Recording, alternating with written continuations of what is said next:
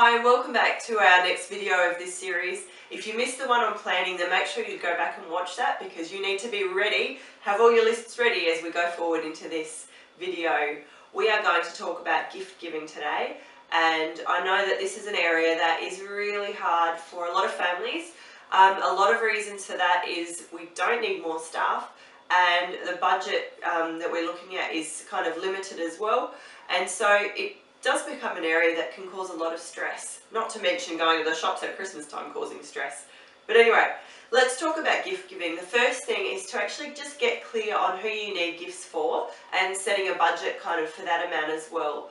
And so have a think about the people that you normally buy gifts for, and start writing your list down for that. Think about the adults, maybe in your family, special friends that you buy for, your children, nieces and nephews, friends' children that you buy for as well, and also any other special people that you might give a little gift for as well. It might be someone, a service person that you've built a relationship with. It might be your teachers, workmates, special friends as well that you buy gifts for. Make sure they're all down on the list because that's a really big part of your planning. Now, gifts are something that are it's really your choice of what you do, but there are some different things that I guess I like to look out for. One of them is just simply not adding to people's clutter, and so when I give gifts, especially for adults, I look for things that are important to them, either things that I know they will really value and love. That might be a new Christmas decoration for their tree, or something that's handmade for them by me or someone else. It might be something that's consumable, so a special spice or a special salad dressing or something like that, or chocolate, something, or wine, something that they might actually enjoy for that moment, and that's part of it, but it's not going to clutter up their house anymore either. And I guess that's a big part of it as we think about things for our children as well. We can tend to want to get everything because it's great to give stuff to our kids, and we love them and want to bless them with things as well, but have a think about the fact that you're going to have to put it somewhere and you're going to have to pay for it.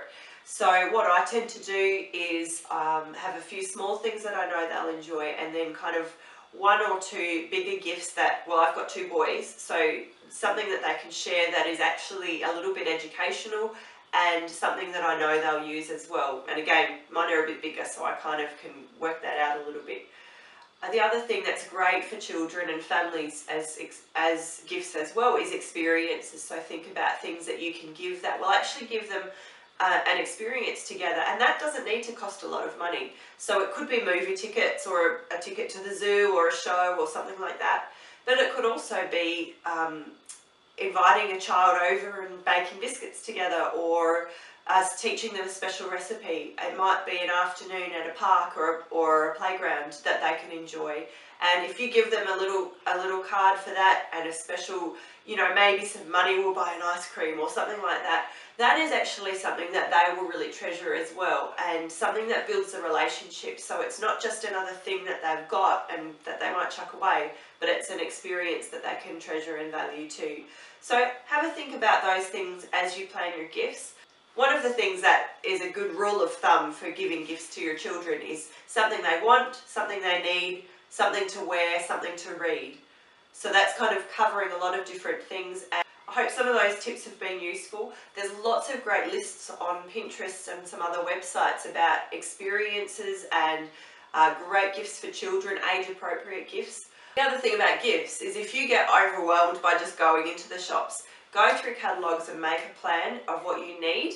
You might work with a team and go into the shops together, or also think about online shopping, especially things like click and collect can work really well, where you can buy it online and then just go in and pick it all up one night. I hope those tips have been useful for you, and that you can enjoy the spirit of giving at Christmas time and enjoy the real things, right back to that intention, the real things that you want it to be important about Christmas.